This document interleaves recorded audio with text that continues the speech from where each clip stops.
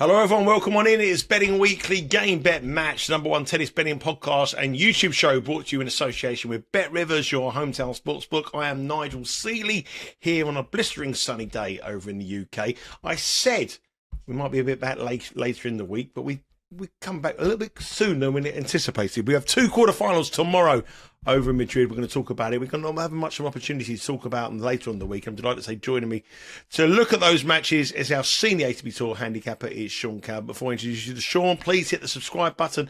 Please hit the like. Ring that bell. Be notified of every time any bit of content drops here on the Betting Weekly Studios YouTube show. And give us a comment. Let us know your thoughts on the games. Let us know your thoughts on the show. And please keep them clean. Sean, good afternoon. Good afternoon. It's a beautiful day, isn't it? I've been sat in the car in traffic for about an hour and 20 minutes. I'm sweating. I've come straight into the house. I don't want to open the window. No, I don't have aircon in this room. It's so you might see me flagging by the end of the. No, the sun's fine. It's a very nice day. But listen, we can't complain. I love it. I absolutely. Did you get a new car recently? Yes. It hasn't got aircon. No, I thought you meant the house. The new car has aircon, but as I've told you before, I'm not allowed to drive the new car. I don't recall you telling me that. I've told other people on this channel that I'm not allowed to drive the car. The car I bought, that I spent an awful lot of money for, I'm not allowed to drive. I am only allowed to drive the old car that we've been left. So I had to go and pick some, because I smashed the alloy wheels in, I've been told. Because I don't give it any care, because I'm not a very good driver.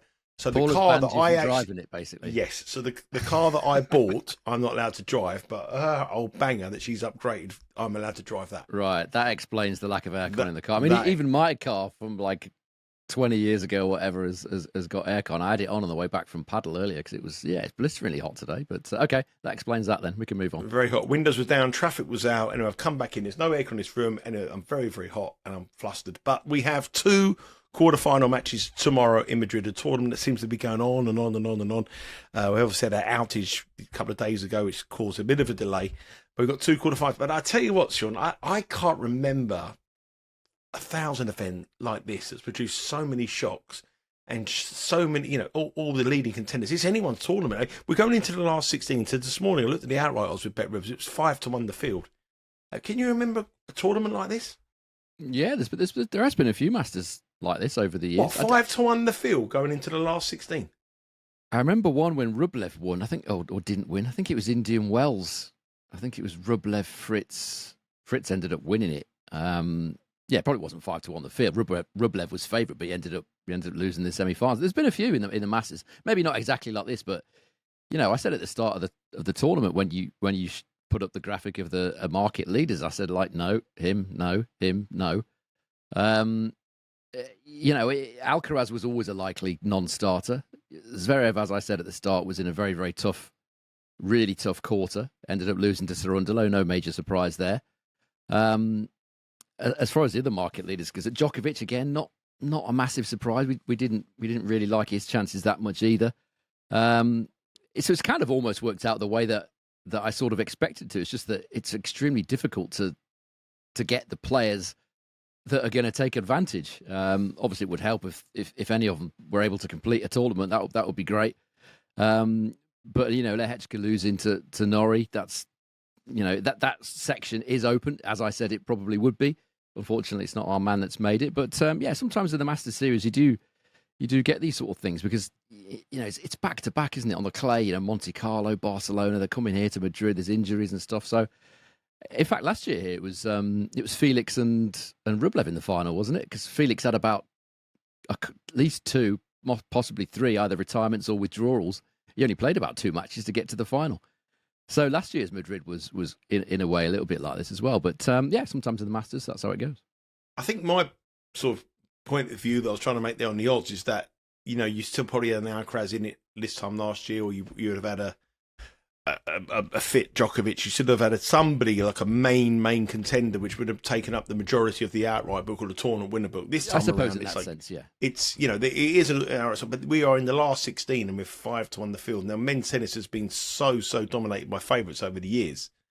Is that a good thing for betting, or is that something that you think, oh, hang on a minute, this is a bit random? I quite like the randomness. I love it.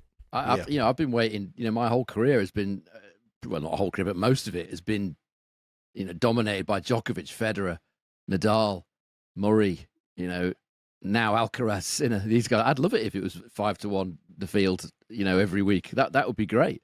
Yeah, I would absolutely love it. This is what I like to see. I don't like seeing obviously favourites winning every week. That's definitely what I don't want to see. Yeah, well, unfortunately, we didn't have Arnaldi, our opposed Arnaldi, TFO. TFO got beat earlier. I picked from yesterday's show as well.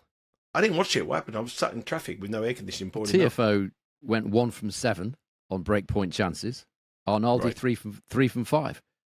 TFO actually won the service points, won and return points, won titles 101 to 99, but he didn't take any of his first 6 break point chances.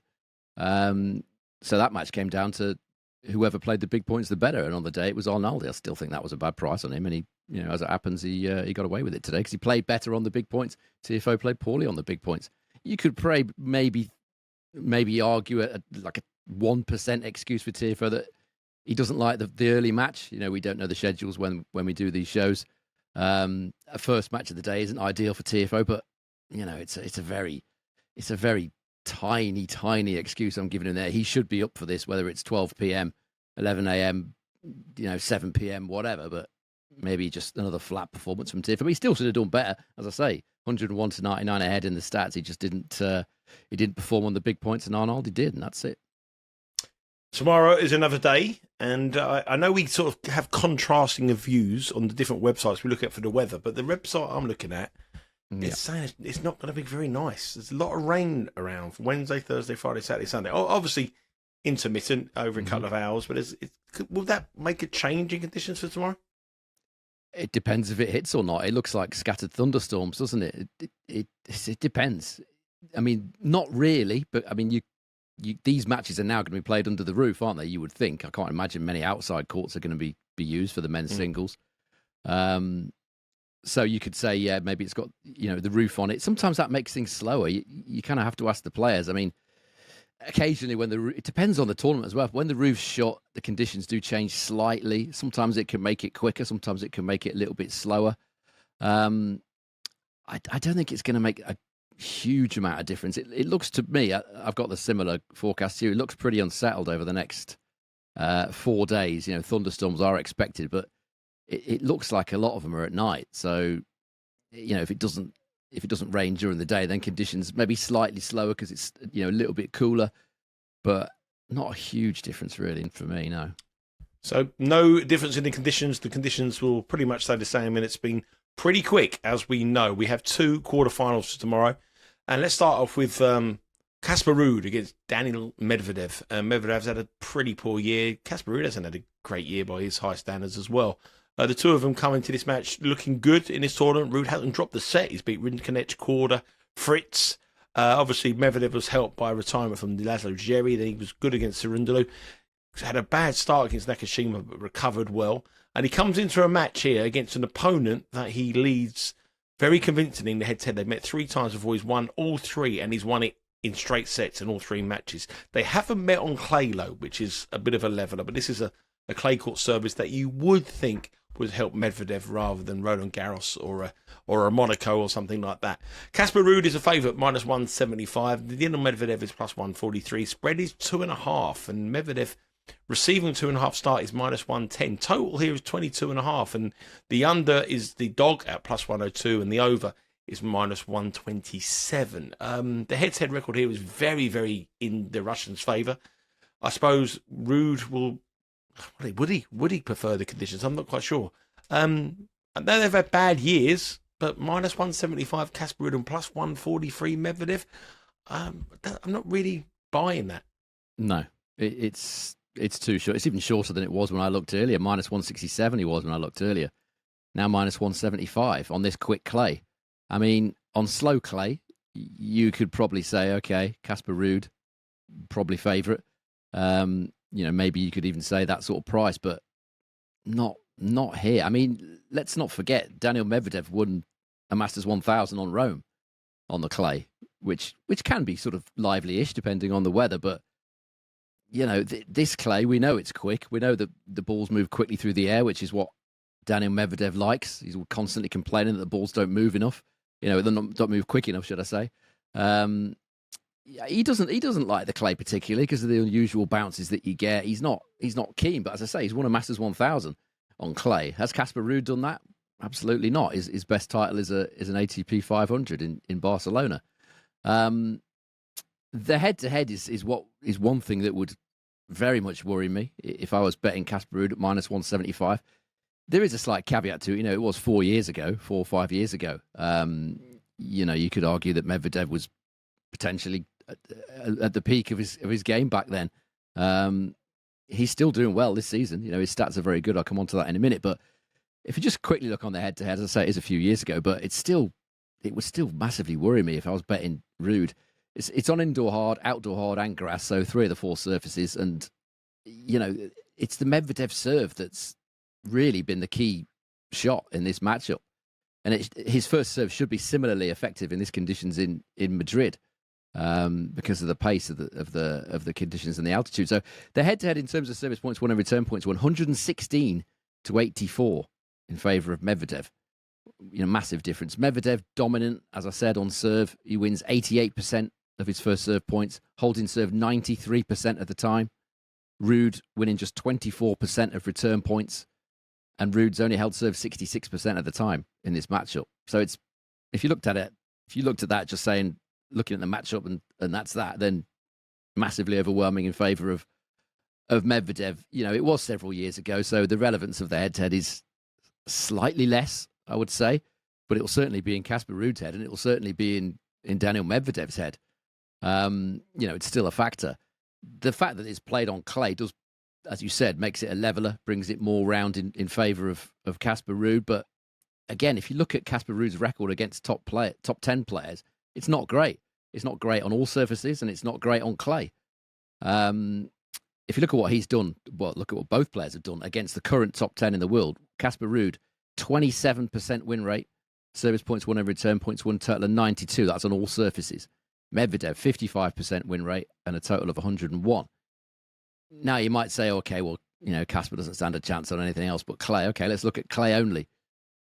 Ruud, 31% win rate and a service points won and return points won, total of 93 against the current top 10. Medvedev, 67% win rate and a service points won and return points won, total of 100. So whichever way you look at it, on any surface, Medvedev has been very, very much better against the current top 10 than Casper Ruud has.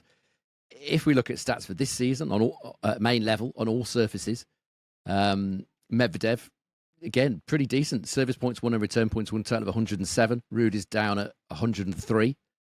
So on this season's stats, it's Medvedev that's a decent way ahead as well. So where's this minus 175 coming from? It's probably coming from the notion that Casper Ruud is a more accomplished player on clay than Medvedev is, which is fair enough, I suppose, to some degree. But as I've said many times, this isn't your normal run-of-the-mill clay event. It's one that does favour the. It's a leveler, to use your phrase. It's an accurate phrase. It is a leveler, and I'm happy to take Medvedev here plus 143. He's a big match player. Can you say that about Casper Ruud? Well, not on the statistics that he's got against top 10 players. Not really.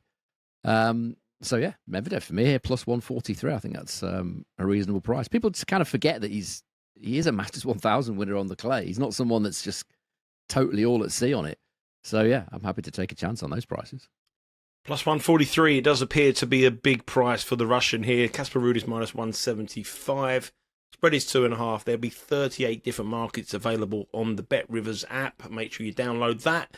And when you go across, if you do have a wager on this match, if you follow Sean's advice and take Daniil Medvedev at plus 143, you better bet live and watch live with Bet Rivers. But an intriguing match. Medvedev is the much better big-time player, and it's a big match. It's a quarterfinal in a 1,000 event where Casper Ruud has yet to win, as Sean has said there. So Medvedev was our first official play at plus 143. The action starts at around about 6 a.m. Eastern Time, maybe 7 a.m. Eastern Time. I think the action starts at 11 o'clock, but there's obviously women's matches and also some doubles as well. So probably around about 7 o'clock Eastern Time to make sure. But even more sure, get across this evening and make sure you place your wager on that. And remember to follow us here all the time. Give us a subscribe as well on his YouTube channel. Okay, we move on to our second and final quarterfinal tomorrow. This one is a very interesting match between two players in great form. Francisco Cerundolo, we've been harping on about him, hyping him up throughout the year. A big-time player. His record against the big players is exceptional. And he was brilliant in his last round against Tsitsipas. Tsitsipas did have some chances, but Cerundolo was resolute, dogged, and won the match, and was brilliant in stages, especially in the early part of the game. He's up against Jakub Mensik, obviously the winner in Miami, the shock winner in Miami. He obviously got beat the week later in Monte Carlo. He's on a good run here, and he's serving like a dream. His serving stats this week have been absolutely exceptional. Cerundolo is minus 143. Jakub Mensik is plus 118. Spread is 1.5, and the total here is a little bit higher at 23.5, with the over the dog at plus 102. And looking at the way he's been serving, I think the over here could be a bet. The last time they met, and the only time they met, was in last year in Beijing, and Cerundolo won it 7-6, 6-1. So a very close first set, and then he ran away with the second set. But Mensik is a much better player now, the teenager. Arguably one of the most exciting prospects in the men's game. Both players have been in great form. Cerundolo hasn't dropped the set yet in this tournament, and nor has Mensik. And I would probably say Cerundolo beats Zverev as well, not Tsitsipas. I said Tsitsipas. Zverev he beat. He beat Bublik in the last round, and Bublik was very complimentary about the Czech player. This is another one. I think this is a little bit closer than those odds suggest. Yeah, possibly. I think this is a really tricky one. It is a tricky match to assess this one. Two guys having exceptional seasons so far, as you've said. Let's just look at their stats for this season. Cerundolo, 72% win rate. This is at main level. And a service points won and return points won, a total of 106. Mensik, similar, 70% win rate and a total of 104. So, slight advantage to Cerundolo. I still get the feeling. Mensik was a guy that we talked about back end of last year. And I mentioned it on a live show, and people asked me, towards the end of last year, who the young players coming through were. And Mensik's a name that I mentioned a few times. And I said I didn't expect him to come through quite this quickly. Masters 1000 title already. That's a little bit quicker than I thought, but fair play to him. I mean, I still feel that the first serve is doing quite a lot of the heavy lifting for Mensik.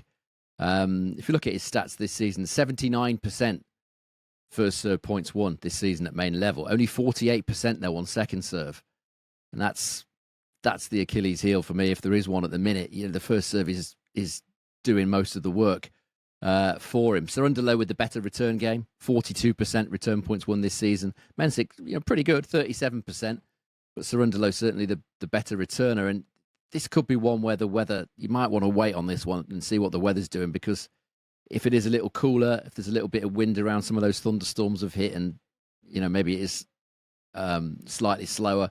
I mean, I doubt it because of the roof and stuff, but if it's slightly cooler, it's going to be slightly slower, which you would think would favour Cerundolo. If you look at what these two guys have done against the current top 20 this season on all surfaces, very impressive indeed. Cerundolo, 50% win rate, service points won and return points won, total of 100. Mensik, even better, 78% win rate and a service points won and return points won, total of 104. However, Mensik has won all 8 of the tie breaks he's played in those matches.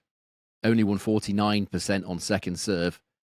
And again, 80% of first serve points won. So the first serve, again, is so key for Mensik. Take that away from him, he's 50-50, on his second serve in general and against the top 20. So a little bit of improvement needed there. As far as the Madrid records are concerned, again, both very, very good. Cerundolo, 75% win rate here. Service points won and return points won, total of 102. Mensik, 83% win rate here and a total of 104. He hasn't played that many matches, though, so it's probably not worth that much, the Mensik stats, but certainly a promising start to his Madrid career. And as you can imagine, both guys hold serve a lot here, but it's actually Cerundolo that holds serve more often here. 89% Cerundolo holds serve in Madrid in the main draw. Mensik, 86%. So I'm kind of with you. I think the totals, tie breaks, that sort of thing are the way to go here. The head-to-head is only one match. It was quite a strange one. The first set was 7-6. I think there were 4 breaks of serve in that set. It wasn't one where they just served their way to a tiebreak. There was a lot of breaks. But the service points won and return points won. It was 112 to 88 in favour of Cerundolo that day. Cerundolo winning 52% of return points. So it's going to be the return game of Cerundolo against the very big serve of Mensik, which, as you say, has been in full flow this season. Given the conditions, obviously at altitude, the way Mensik's been serving, I think plus 128 about a tiebreak in the match looks probably about the best option here. I think Cerundolo will probably win it, but I don't think I'd back him at minus 143. I think you might well get a better price in play than minus 143. If you're betting it just pre-match, I'd probably go with some of the totals. Tiebreak played would be my choice at plus 128. I think Cerundolo's going to find it very, very hard to break that Mensik serve that's been incredible this year. And I think it's a serve-dominated match. I love the overs in set number one. I think over 23.5 is got to be a better. It's a 7-6, 7-5 kind of match, 7-6, 7-6 kind of match. Maybe you can get lucky with the third set as well. But it depends how he serves. Yeah, I mean, if Mensik doesn't have a great serving day, let's say he's down at about 50, 55% first serve, then you would certainly heavily favour Cerundolo. That's the problem with these big servers. If they're serving well, and he has been, then that's fine. But if he has a slightly poorish day on the serve, then I think he's vulnerable. Looking at the stats, not winning enough second serve points for me. Well, he hasn't had many problems since Miami, has he, on the serve? He's been he's in a groove. He's not going to carry on doing like that. And he's young, and he's. I got a feeling here this will be a long one. So I'll be leaning towards the games. Obviously, Cerundolo for sure will be a slight lean, but a long match as well. Look at it. Go across the bet rivers. They've got 28 different markets, if we say 28 different guys standard. Then get about 33 different markets. It's all available on the app. You have a look at it, see what you want to do. If you want to play the totals, you want to play the first set overs, whichever you want to do. But I think it's going to be a very, very heavily serve-dominated match, this one. Cerundolo against Mensik, two players who have been absolutely exceptional this year. But our only official play, Sean, today is Medvedev at plus 143, yeah? Yeah, I think that price is decent. It's certainly tempted me in a match between two top guys. Medvedev for me wins a very decent chunk of these. Ruud doesn't, so happy to take the plus 143. Yeah, they are the only two quarterfinals we do know at this time of filming. We will know others later on today. We know Arnaldi's through to the quarterfinals. Will he play Jack Draper? Will he play Tommy Paul? And in the other quarterfinal, Alex de Minaur, and the winner for Alex de Minaur and Lorenzo Musetti will face Grigor Dimitrov or Diallo. So head across to the BetRivers website and the app. You'll be able to get all those prices for those matches a little bit later on today. But for now, they're the only two quarterfinals we do know. Thank you very much, Sean, for joining us. As always. Thank you very much. It's a big night tonight of Champions League action. We've got a Betting Weekly live coming up in a couple of hours. I don't know if it'll be live by the time we do this, but I'll be there breaking down tonight's match between Barcelona and Bayern Munich, which is not Bayern Munich, Barcelona against Inter Milan for a place at Munich in the final at stake for those two teams. We've got Betting Weekly Premier League on Thursday. We've got a Betting Weekly Tennis live a bit later on, breaking down all the live in play. We've got Mitch Michaels and we have Tim Dennis on there as well, which is at 1 o'clock Eastern time, 6 o'clock over here in the UK. And we've got a Betting Weekly Extra Time as well. And the countdown to the French Open continues. Next week we have the tournament in Italy. Now, I'm not quite sure where we're going to get another chance to do this podcast. That's one of the reasons why we did it today. I think all the quarterfinals are tomorrow on the men's draw. Am I right in assuming that? Is that correct? I would assume so. I don't really know. Yeah, so we don't really know. But if we can squeeze one in the end of the week, we will do. But if not, it will be available on our Instagram account. Either Sean or I will break down the final or the semi-final and give you our thoughts on that match. But it's all about Italy for us. Rome, both of us will go in there. You can follow our adventures on our socials at Because We Win. That's it for today. Take care. Enjoy the sunshine wherever you are. Sean, thank you very much for your time. Have a good day and good luck with your tickets. And we're all on Daniil Medvedev tomorrow. The big-time player against Casper Ruud. Never won a 1,000. Terrible record against the top players in the world. Medvedev, you got our money. Come on. Take care.